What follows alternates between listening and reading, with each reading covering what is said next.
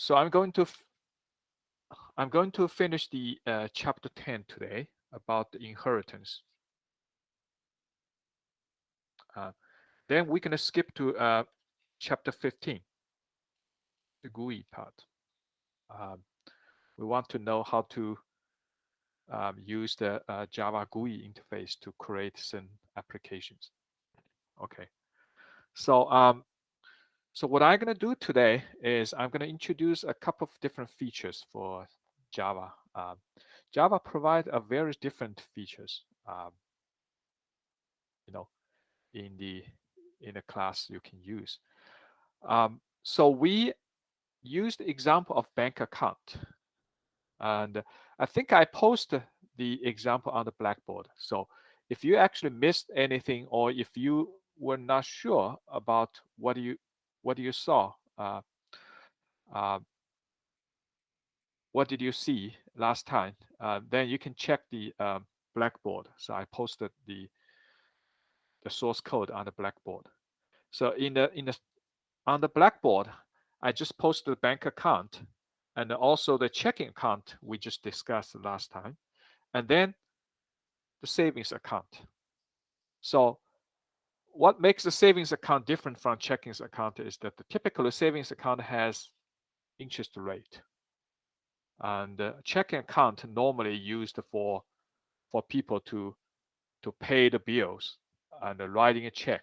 So they don't care much about the interest rate. So checking account typically does not, you don't get interest rate interest for the checking account, but you get some kind of advantage for any transactions.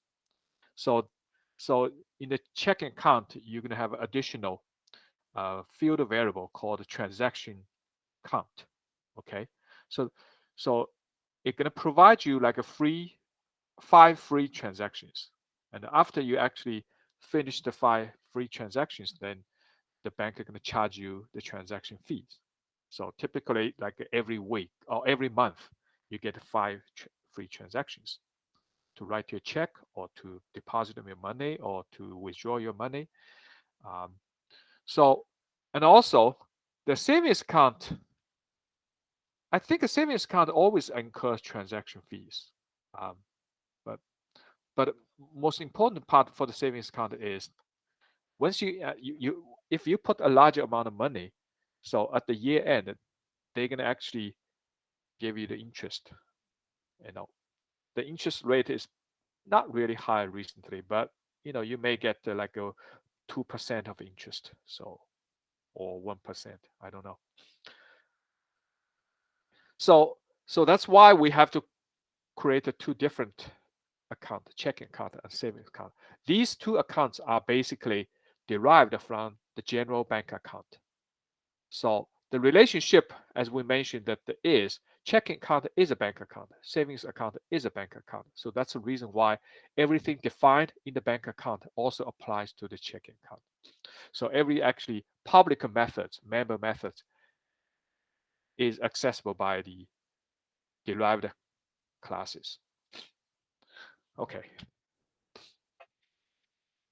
Now today, we're going to actually talk a little bit more. And first, before we actually switch to the new topics, let's first actually tell the difference between overriding and overloading. So we have 2 concepts. What's the difference between these 2? We talk about overriding, right? Between the base class and the derived class, right? And we also talk about overloading before. Now, overloading is not the same as overriding, but sometimes there's some overlap, similarity, but they're not the same concept. What's the difference between these?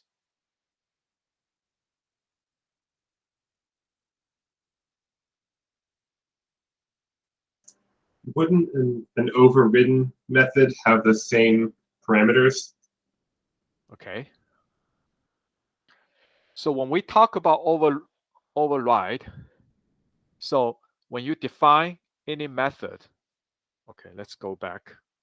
Probably it will be easier. So when we define a method, say deposit,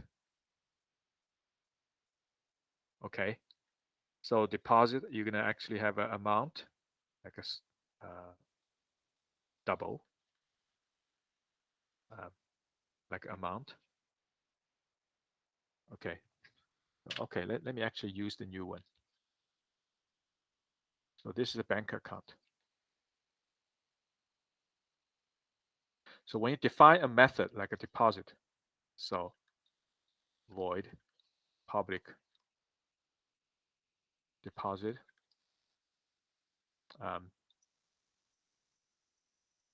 double amount. So you can define a method in the base class, right? And then you can define the same method in the derived class. Okay.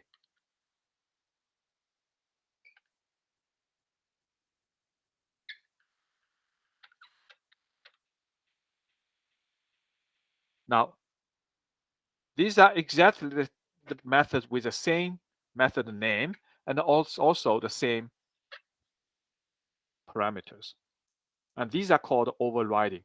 So typically, in the derived class, when you call any deposit in the derived class, you basically mean you are calling the deposit in the derived class, not in the superclass or in the base class. Okay, so they have the same signature and the same method name. Now, if you really want to call a method in the superclass, say in the derived class checking account. Oh no, yeah, checking account. I really want to call the deposit in the base class. Now what you do, which is possible because when you actually define, when you override the deposit method in the derived class, sometimes in the derived class may provide additional features besides the basic features that defined in the base class. For example, in the base class, deposit basically means you change the balance. You just add the amount to the balance, right? So that's what the base class does. But the deposit in the checking account, probably I think it's also going to do the same thing. However, besides this, the deposit in the checking account are also going to update the transaction count, right? So every deposit will be counted as one transaction. So the transaction count number changes because the checking account basically provide 5 free transactions. So you're going to perform the functions the base class performs plus additional functions. So one of the ways to save some of the working is, can I actually call the deposit in the base class, which actually for the part that done in the base class, that is done in the base class? The answer is yes. But when I call, can I just say call deposit and I put the amount?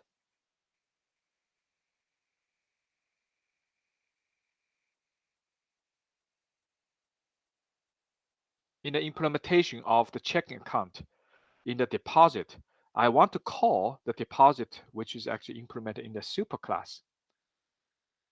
Can I just call deposit?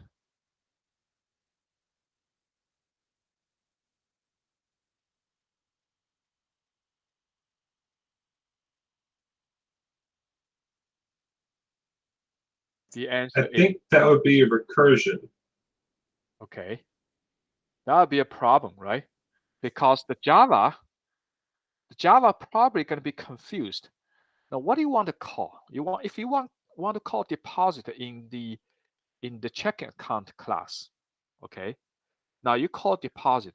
Normally, the Java going to interpret this as you just call the deposit inside this method. So you actually call when the deposit is called, you actually call this deposit.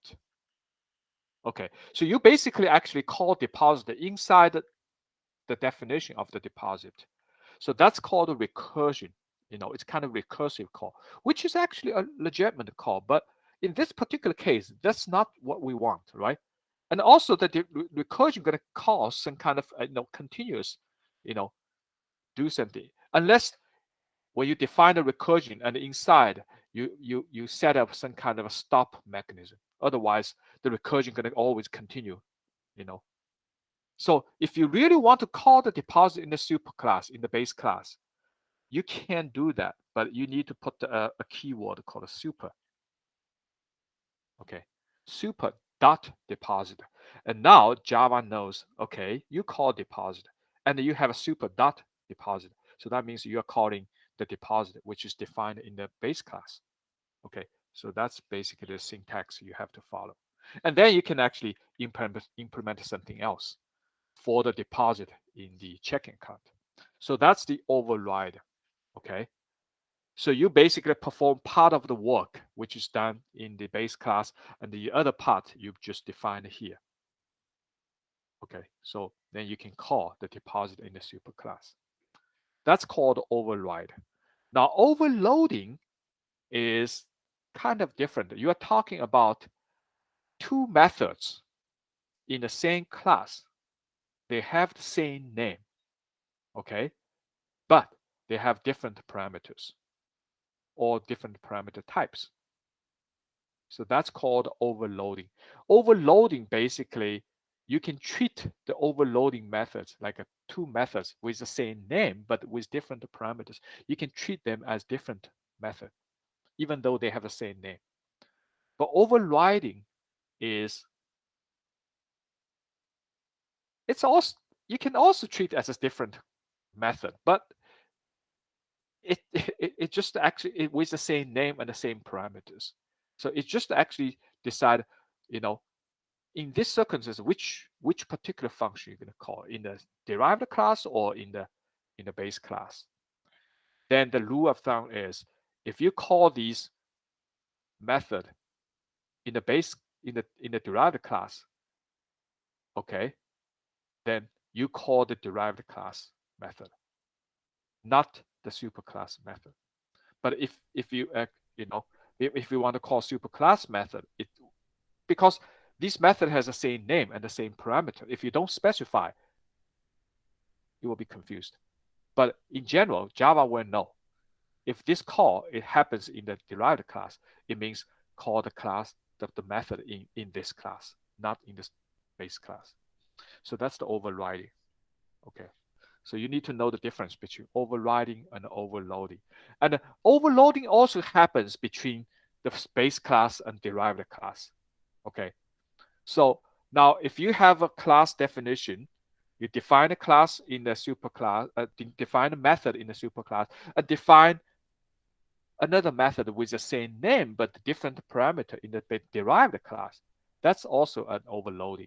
Overloading basically means it's the same class, it's the same method name, but different parameters. It could be in the same class or different classes. Okay, you have to know that. Okay, so this is what I say, that you actually try to override the method get description, which is defined in the base class called business. And this restaurant is derived class. So restaurant extends the business. So restaurant class is the derived class of business class.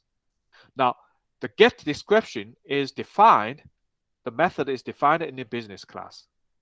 But you can override this get description, which is defined in the business class. And a part of the implementation requires to call the get description in the business class. So then you need to say super dot get description. Okay. Because in the restaurant, besides the business description described in the business, the restaurant has a special, has an additional field variable called rating. So people want to rate the restaurant. So whether you like it or not. So, but for general business, this rating is not defined. So only defined in the restaurant. So you want to, in the get description, you want to add additional information. So that's basically when you call the, the overwritten method in a superclass, you should use super dot the method name. Otherwise, the Java will be confused. Now we're going to discuss a couple of features Java actually provides. Java actually provides some general features. Now one of the feature is that Java actually provide a class called object. Okay. You probably did not notice there's an object class, but Java provided it. And it's actually a built-in class. So it's actually in the library. So even though you don't actually you don't explicitly say, okay, I want to call a method in the object class, but the object class is there. Now, what's the purpose for the object class? The object class is to serve as the base class for all other classes. Okay? And the object class does not have a base class. So that means when you define your own class, for example, I define the class called bank account. Bank account has no base class. At least from my perspective, I did not define the base class for bank account. So I think bank account is a base class for other classes like a checking account, savings account. So these two derived class actually has a base class, and that base class is a bank account. But bank account itself, I did not define the base class for bank account. Okay, so I think bank account is the class with no base class. Okay, that's what you think. That's I actually thought, but that's not the case. Bank account has a base class, even though you did not explicitly define it. There is a base class. That base class is the object class. Okay, so object class is a very, very generic class. Now that's part of the reason why we call Java an object-oriented programming language. Why? Because every class you define, it's a derived class of object class. So every actual class is an object. So everything you define is an object. Okay. Because you can define many different classes. You can define my bank account. You can define automobile, and then you can define some subclass like a car, a SUV, a sedan, a pickup truck, or a sports vehicle, or whatever. It's all derived class of automobile, and it defines some other classes. And all these class has one superclass. That's the object. Okay. Now, what's inside the object class? The object class is, because it's so generic, because you try to define a class which represents everything in this universe, right? So it's too general. So, which is many times it's not really that good, because if it's too general, then how can you specifically define a method to deal with the object? Because you don't know what is the object. The object could be animal. The object could be a spaceship. The object could be a warship. It could represent anything, right, in this universe.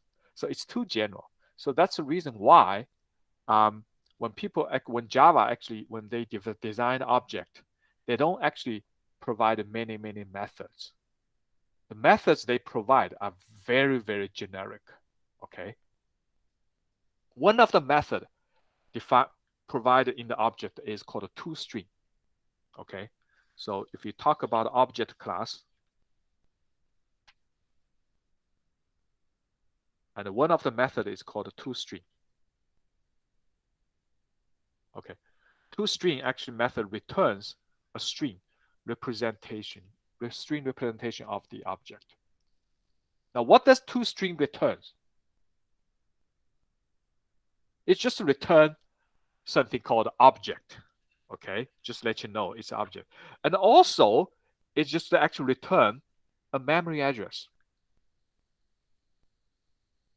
You can see some kind of a number over here. But basically, that represents the location of this object in the computer memory. That's it. And if you actually see this return value for the method toString, you probably think it's useless because mostly when people create the object, I want to actually manipulate the object because I know what object is. If it's a vehicle, I want to actually define a method to control the vehicle. If it's an animal, I want to actually define a method to simulate what the animal behaves, right? But a general object, you provide the memory address. Why I need to care about where this object is located in the computer memory, right? So that information is basically useless. But you have to return something, right? If you call the toString method, because there's a return value. So that's basically what the object returns. Okay. Now, the reason for Java to create the object toString method is they want you to override this method because object is a base class of every class, which means if I define a bank account is a derived class of object. So I can call, let's say my bank account. So my account, right? And then I can actually assign the my account object by calling the constructor bank account. Okay. So my account is an instance of a bank account. But because bank account is a derived class of object, so this toString method can also apply. So I can call my account dot toString. Okay. You can call this, but it also does not provide you anything. Okay. It just provides you generic information. However, because we remember with Java, you can override this toString.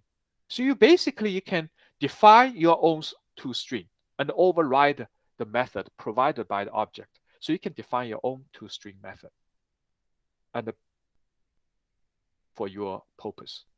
Okay.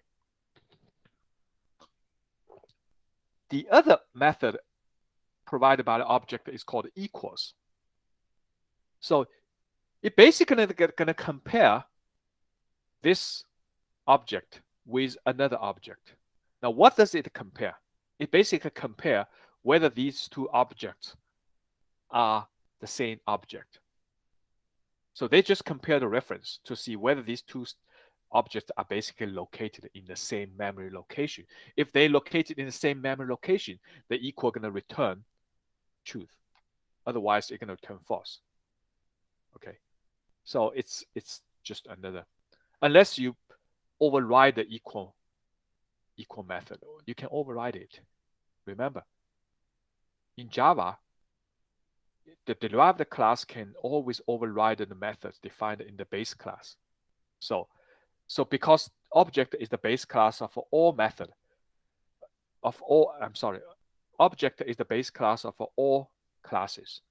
So for every class you define, you can always either use these two methods, which is kind of useless, or you can just override this method and define for your own purpose. Okay, that's called object class. Now here's the method. Here's the example. So you define a class called object printer, okay, and there's a main method. So you basically declare three objects, three instances. One is called my object, so which is declared as my object is a type of object. And then you can declare as integer. What is integer? Remember we talked about the wrapper class for the int, right?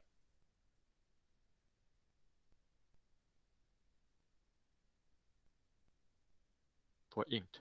The int is a primitive type, but now you can have a wrapper. And business,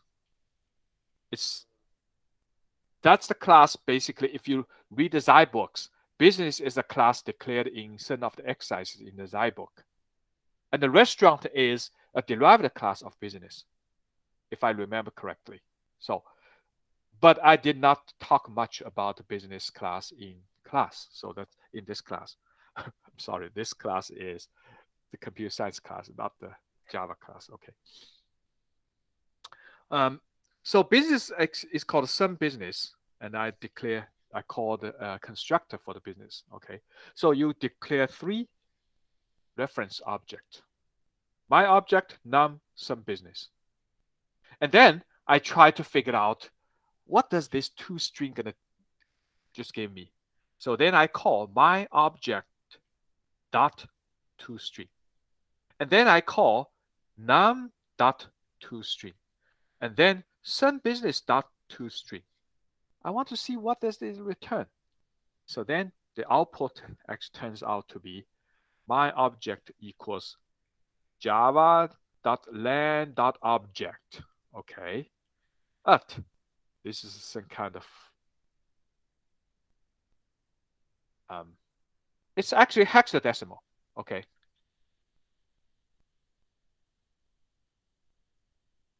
It's a hexadecimal number, which represents the memory address.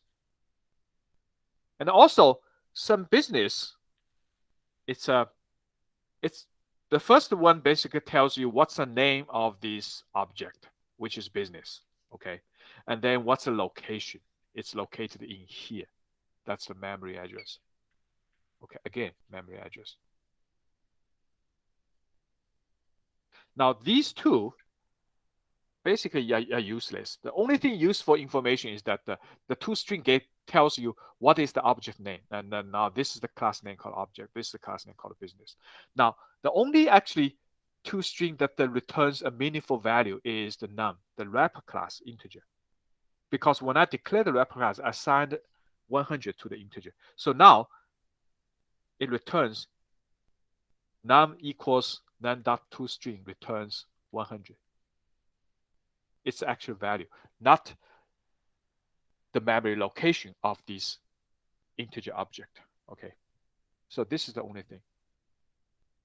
But the reason for this is because in integer, in the wrapper class, the integer actually override this toString method. Okay, it's actually override the toString.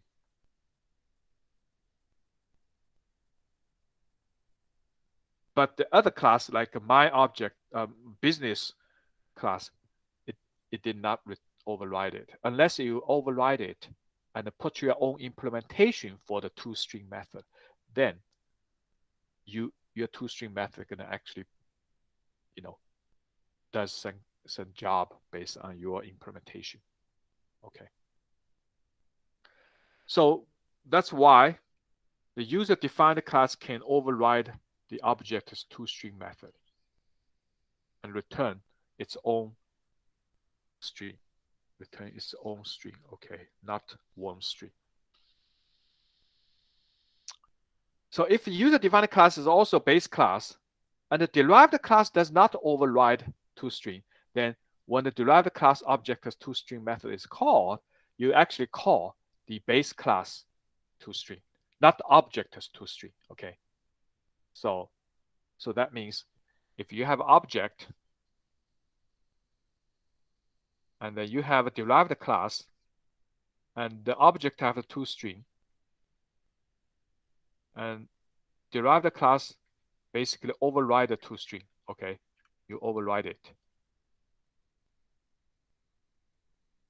and then that's the derived class of this base class. It does not override toString. So when the toString is called, you actually call this toString, not the object as toString. Okay. So if you want to really, so again, when both the base class and the derived class override the toStrings, then superclass toString in the derived class called the base class string. Okay. So that's basically the same as the other case, the generic case. Now let's talk about another concept. This is actually called polymorphism. It is actually kind of cool feature for the Java. Now, polymorphism, if you look at the dictionary, it basically means you talk about an object with several different forms or several different appearance. Okay. So that means certain object, it can change its shape, it can change its forms. Okay. So actually method overriding is actually a polymorphism, but it's actually compile time polymorphism, or sometimes we call it the statical polymorphism. Now, there's another form of polymorphism is called runtime polymorphism. Okay. Now let's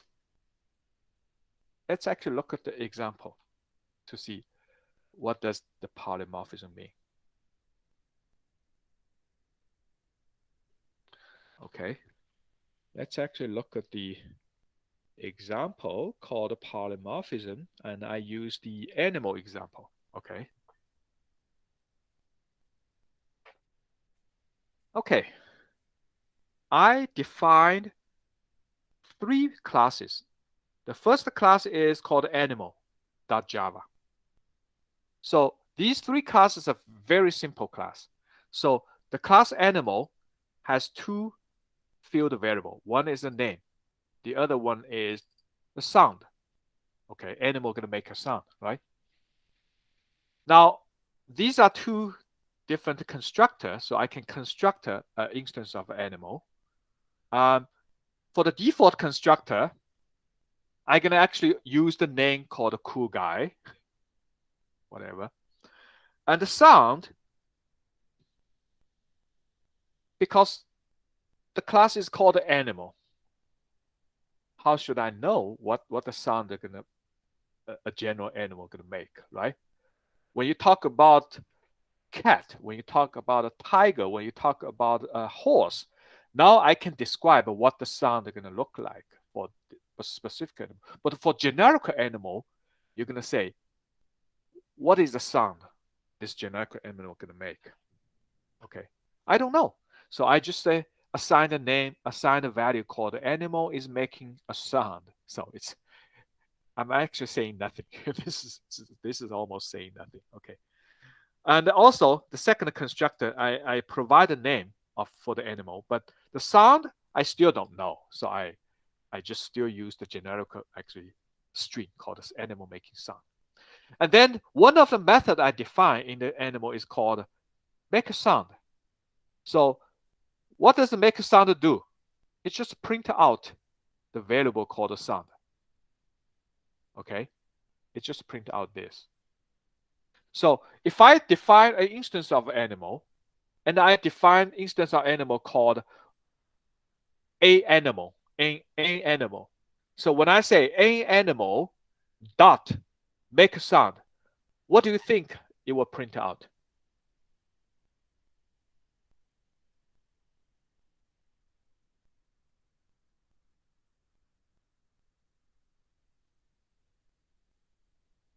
It just print the value of the sound, right?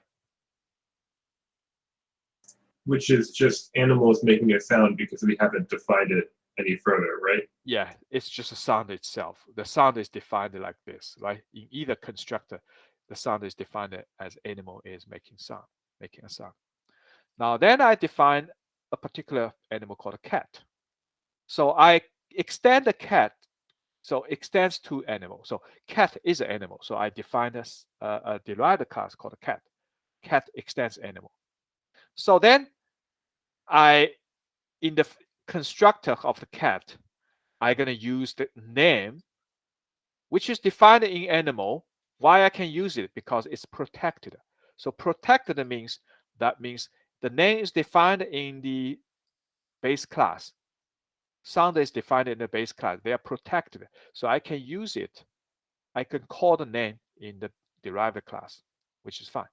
And then for generic, I can call a cat without providing anything. And then I call the name kitty. And the sound is mew. Okay. And then another case, the sound is mew, the name is actually provided. Okay. Now I define its own make sound. Then I try to override the sound that the make sound method in the animal class, right? Because animal class is too generic. Now I'm talking about a cat. So the cat should actually make a specific sound. So in the make sound, which overrides the make sound in the animal, I just say system.out.println, and I say name, which is kitty, hopefully, if I don't change the name, and then concatenate with talks, and then the sound, okay, and then dot. So I just print out the two variables. One is the name, which is the name of the cat. The other one is the sound, which is the sound of the cat, which is a mew, right? So if I declare as a cat, then it's defined as a mew. And then horse, same thing. And the default name for the default constructor I called Arby, and the sound is noon, right? I don't know. I cannot make the sound very nicely. So that's the sound for the horse. And again, two constructors. And then I override the method make sound. So the system.out.print out says name plus make sound. So whatever the sound is, the horse is going to make such a sound. Okay. So this is a print out statement. So I override the make sound also for the horse.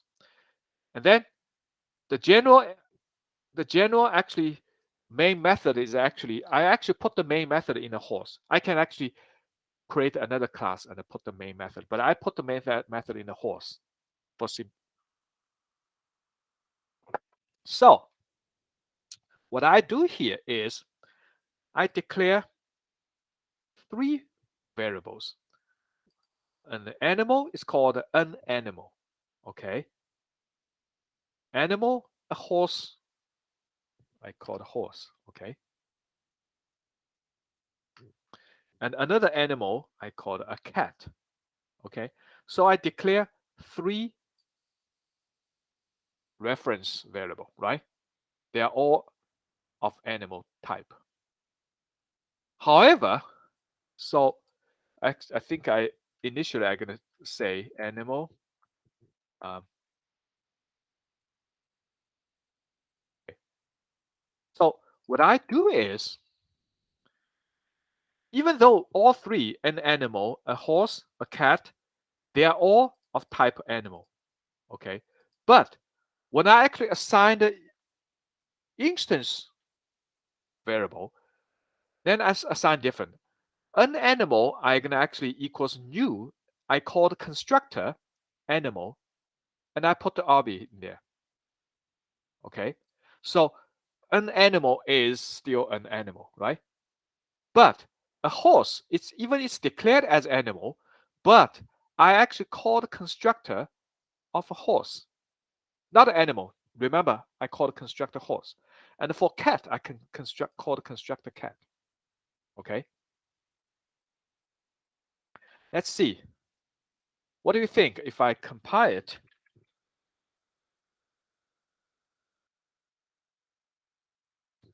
run it, what do you see? What's the printout for each of these three? Oh, okay. Oh, sorry. Animal, a horse.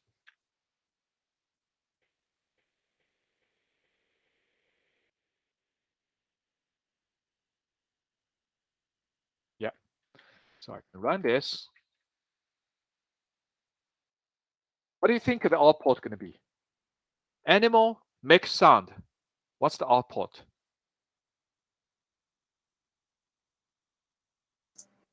It would be the name of the animal, so and then makes and then the sound. So it would be for horse, it would be amber makes neigh.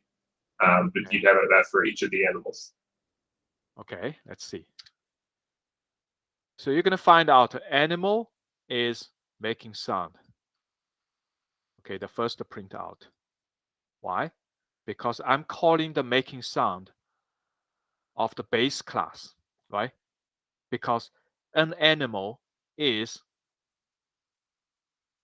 an animal because I call the constructor animal, right? So an animal is still a generic animal. I don't know what it is that particular animal.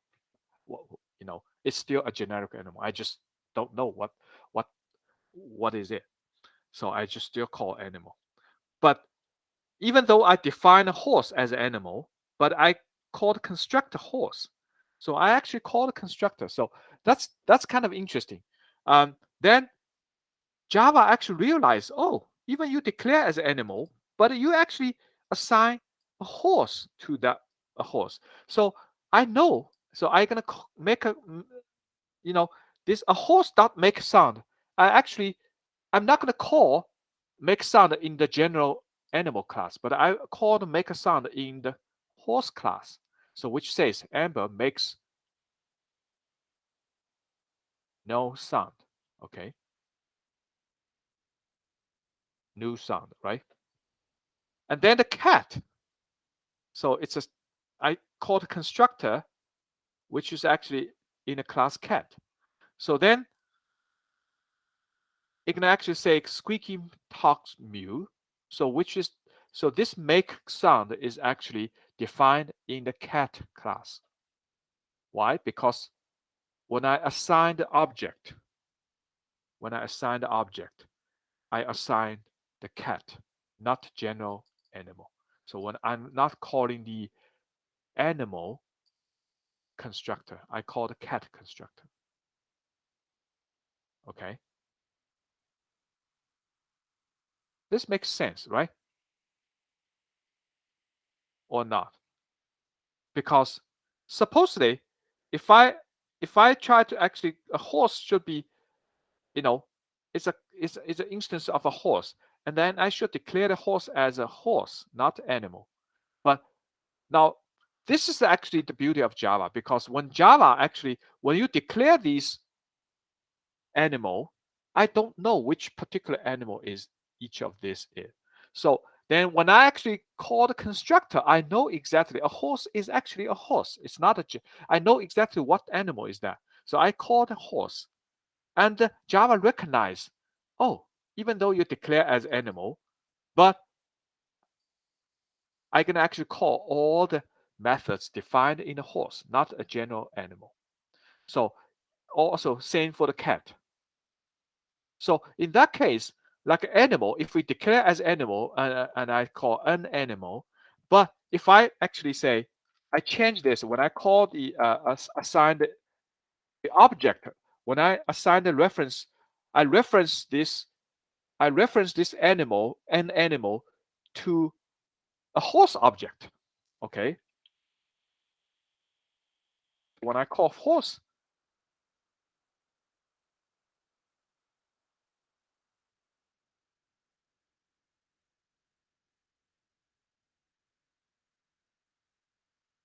I'll I'll be Abby becomes a horse. So Abby makes new new sound. Okay. Now, if I actually change this to cat,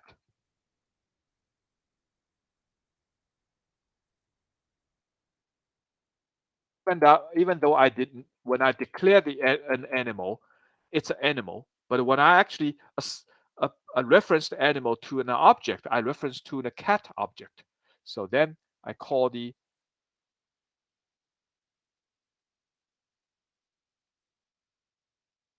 now Abby is cat. Abby talks mew. So now this concept is called polymorphism. Okay. So polymorphism basically means when I declare an object reference of the object, I declare as generic type.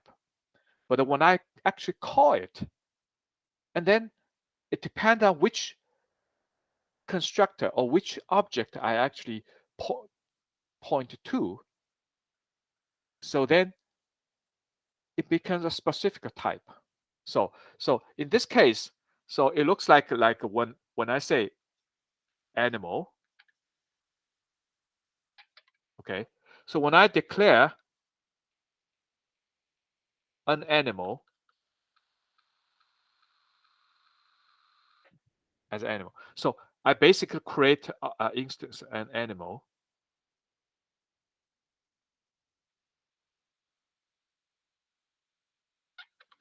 Now an animal is a reference variable, and it's just a reference type. And Java reserves a space, and it's actually an animal, which is animal type, right? But when I call an animal new, and I find out I use cat, I call the cat constructor. Okay. So then when I call constructor called a cat, I create an object called a cat. Okay. Cat object. So then this is actually object of the cat. So then an animal going to point to that object. Okay, which is also defined as a cat.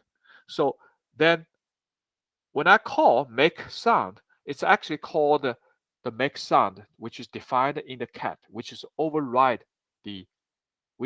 overrides the make sound in the animal.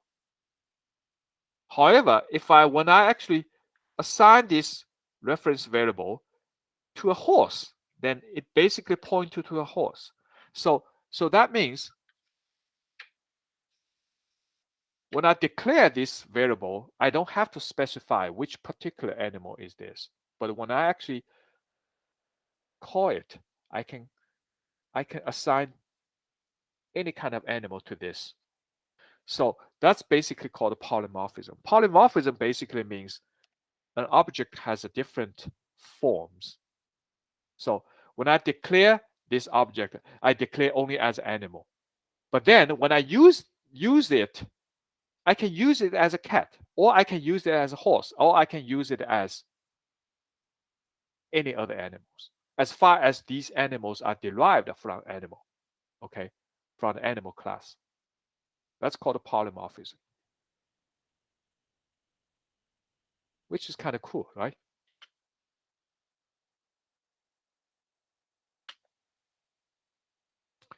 Now, the other concept I want to talk about is, so that's a polymorphism, and we will know that the polymorphism provides you some kind of flexibility. So when you during the execution, you initially, if you don't know, if you have some kind of base class and a whole bunch of derived class, and I don't know which derived class I want to call, so I can declare it as a base class. And then later on, when I use it, I know which derived class I'm gonna call. So then I call this derived class, and the Java knows that. Okay. So even though it's declared as a generic class, but when you actually point this reference to variable to the actual derived class object, then this variable actually becomes the object, not a generic object. So I can change it. So I can change the form. So this animal can be a cat, or can be a horse, or can be a tiger, can be anything, So that's called polymorphism.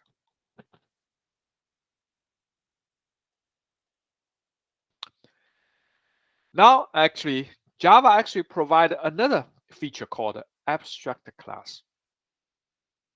Okay. Now, abstract class is a class, but in the syntax, you're going to put the keyword called abstract. So it is a class, but it's abstract. Everybody know it's an abstract class. Now, what's the difference between a regular class and an abstract class? Now, in a regular class, you can define a class, and then you can create an instance for the class, right? By calling the constructor for this class. Okay, so when you call the constructor, you're going to create an instance for the class. So if it's a student class, I can call the constructor, and then I can create a student A, student B, student C. I can create each instance. Each instance student object has its own name and majors, and each instance is different. And then you can create inheritance. So you can create a derived class for these for a class. But now Java provide a special type of class called abstract class. An abstract class is a class that guides the design of subclass, but cannot itself be instantiated as object. So you cannot, if you define the abstract class, you cannot create an instance for the abstract class. But you can define another class as derived class for this abstract class. Okay, now all the method defined in the abstract class, okay, the method defined in the abstract class, you're also going to put the abstract, keyword. Okay, so then but when you actually derive the abstract, when you create a class which extends the abstract class, then for all the abstract method, you have to override it because it's an abstract class. So the methods in the abstract class has no implementation because no one going to call the instance for the abstract class. So you can actually create, so in the abstract class, you can just call, say abstract method name. So you can define the method, but then the only reason you put the method in the abstract class is because you want the other people who create the derived class can override this method, because otherwise this method will never be called. And you have to override this method because in the base class, which is the abstract class, there's no implementation. It's just an empty method. Okay, so that's basically called the um, abstract class. And then let me actually talk about another concept. And then now next time we can actually talk some little bit more about the example. We can talk more about the example. Okay. Let's see.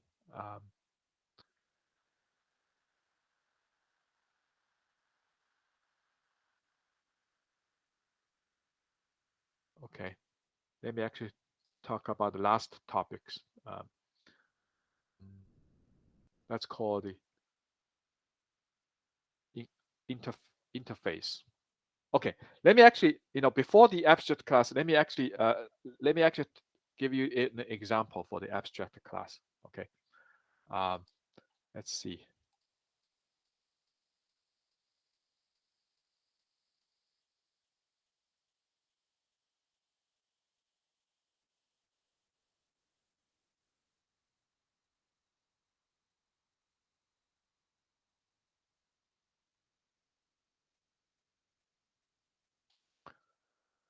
Okay, let's see. What is there?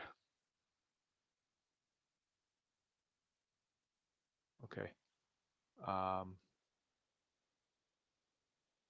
Let me let me see what's the example I can give you. Let's say, suppose I provide a class, define a class. Okay. I call this class, say, shape.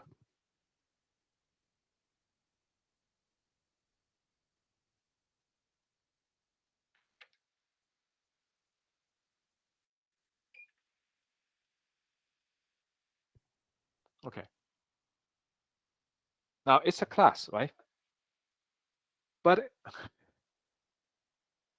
and then for any shape, you can have this, you can have that, or you can have this nice looking circle or whatever. And each of these are shape. And hopefully I can actually define a method called calculate area. For each shape, I can calculate the area. Okay. Now, if you just simply just define a class called shape, and you don't tell what shape is that, there's not much you can say about it, right? And then when you calculate the area, how can I calculate the area of the shape I don't even know about? So the best way to do this is make this as an abstract class. Okay, so I can define a method called calculate area, but I don't provide any implementation. Now, so then I can define a method called public circle. Oh, class. Sorry, I missed the class keyword. Circle. Okay, and then in the class circle, I can define some meaningful things. I say private, double, radius. Okay, circle has a radius, right? So when we talk about a circle, we have a parameter called the radius r. And then you have a radius, and then I can define a method, say public, double, and I can calculate area.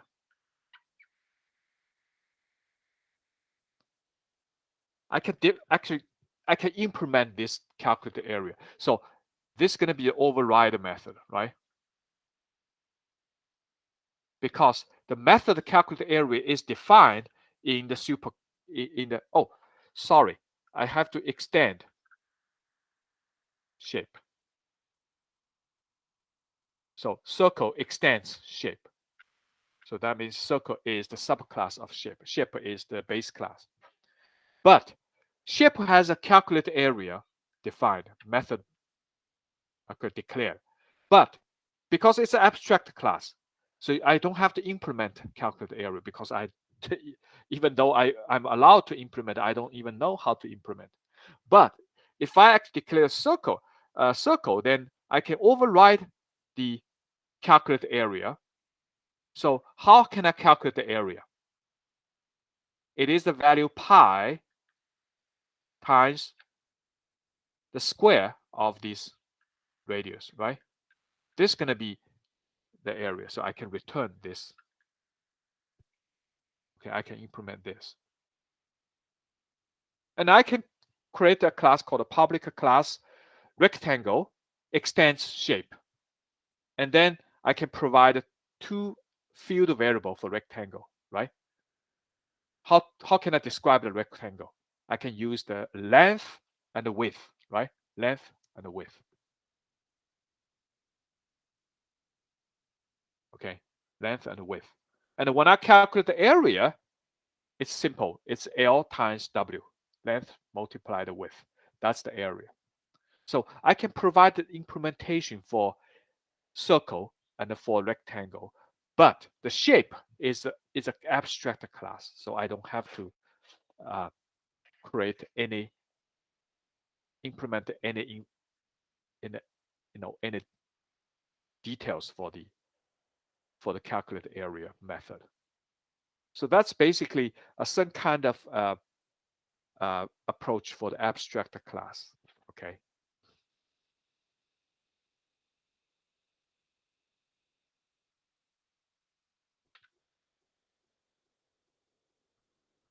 Now let's talk about another topics. That's the last topic we're going to talk about in chapter 10.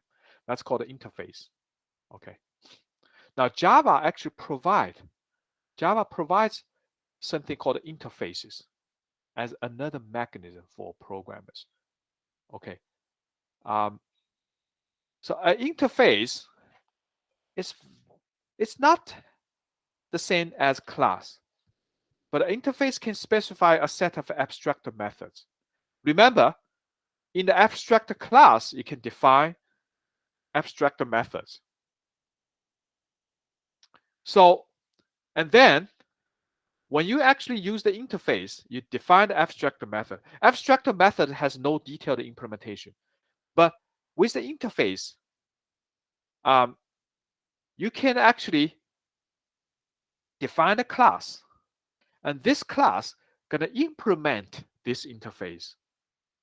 Now, if the class implement this interface, you actually can use the abstract method defined in the interface, but you have to override this abstract method. Okay. So the interface is very similar to abstract class, but it just provides additional feature for the Java. Because remember, in Java, you can have some kind of inheritance. I create a method, and for each I create a class, but for each class, there's only one.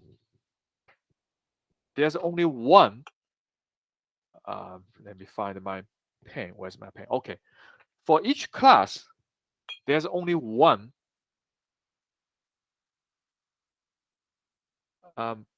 So let's say this is my class, say bank account, or let's say cat. Okay. Now for each class, cat, there you can only have one base class, right? Called animal. So cat has a base class animal, but animal can have multiple derived class, but each derived class can only have one base class. Okay. Now Java does not support multiple inheritance. That means the cat cannot inheritance from animal and inheritance from another one, another class. You cannot do this. Java does not support this.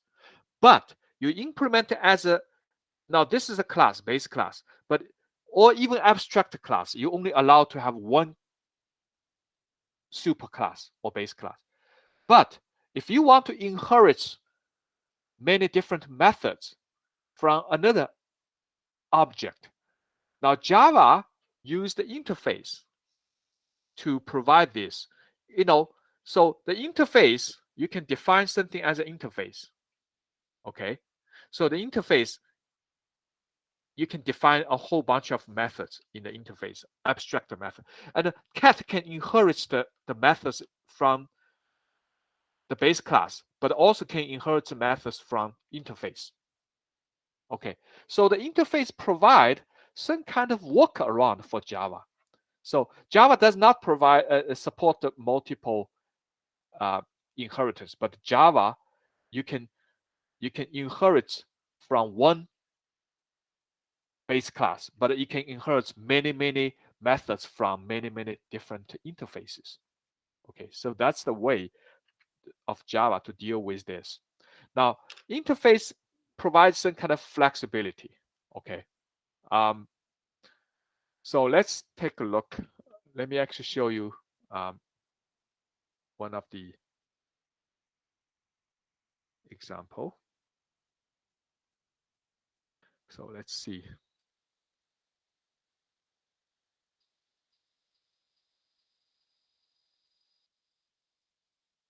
Okay, interface class. Okay. Now, remember the example, I declare three classes. One class is called animal, two classes called cats and horse. one cat, one horse. However, now a better approach for this animal and a cat and a horse is to use the interface. Okay. Or maybe not the interface. The interface is probably not a better approach. But if I use the interface approach, I can do this. Now, instead of define animal as a class, I can define animal as an interface. Okay. So then I define a public method for the interface animal. And then I define cat, class called cat. But instead of extend the animal, because now animal is not a class anymore. Animal is an interface. So what I gonna based on the syntax, I'm gonna say class cat implements animal, which is not appropriate. But if I do this, horse implement animal, and it's still gonna work. Okay.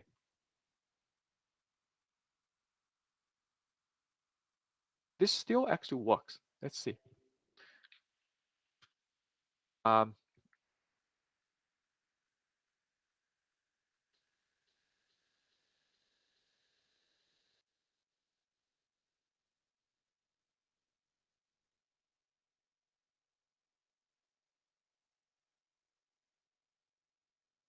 Okay, still actually works. So I can define horse and a new horse, cat, a new cat, and then I make a sound. So I can, extend. You can extend the animal. Okay. So you not extend it, you implement the animal because animal is not a superclass anymore. It's an interface. Okay. So that's the syntax. Even though this is not really a good example for the interface because animal, it makes more sense to make animal like an abstract class, right? Because you really cannot do much, implement much for animal. Animal is an abstract term. So yes, you can declare animal as an abstract class, which is better than interface. And then you can inherit, you can define a derived class of animal. But instead of making animal like a concrete class, you can make it an abstract class. So you have various different options you can use. Java provided all these different options. You can use abstract class, you can use interface. Of course, you can use a traditional like an inheritance. You can just define a class and define a derived class. Okay. Okay, so I think that's pretty much all I want to talk about for today. So please work on the chapter 10 for if you haven't actually completed the chapter 10 exercises, please do so. And as I said, if you need actually my help to extend your exercises, then I can extend it. Okay, that's not a problem.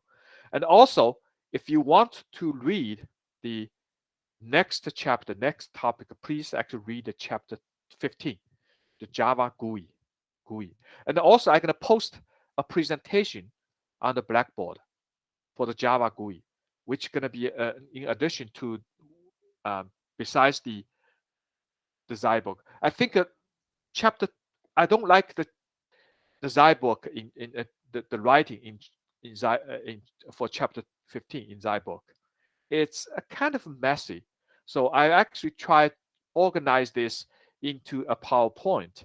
So you can also look at the PowerPoint to see what I'm trying to do. Okay. And then we're going to work on an example. Again, work on some examples. Okay. So please actually take a look at the Zybook for chapter 15 and also look at the PowerPoint for this Java GUI material. Okay. I think that's pretty much it. And I think we don't have a class on Monday. Just let you know that. We're gonna lose one class, and then the next class gonna be on Friday. So on Friday we're gonna talk about um, the Java GUI. Okay. Any questions?